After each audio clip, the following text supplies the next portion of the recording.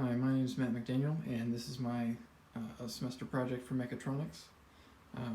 The goal was to create a climate-controlled 3D printing enclosure, and this little plexiglass box is my enclosure that I've had for a little while now. And so the idea was to just hook up an hair dryer, control that with a relay and stuff, and the arduino. And I've also got some little fans to add cooling, so heat supply with hair dryer, cooling with the fans, and I've got a little temperature sensor rigged up there. So to walk through the code, it's just pretty basic.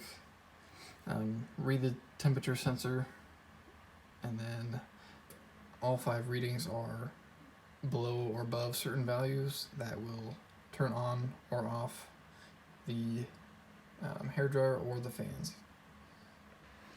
So just to demonstrate that it'll both heat and cool, I've got the ranges set just to demonstrate that. Let me pull up the monitor.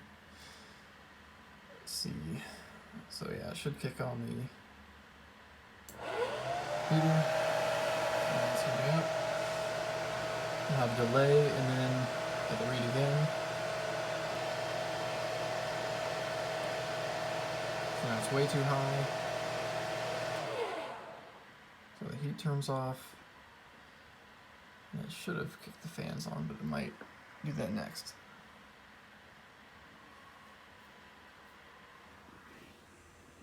Oh, I believe they are on. You can barely see it. So yeah, that is my project.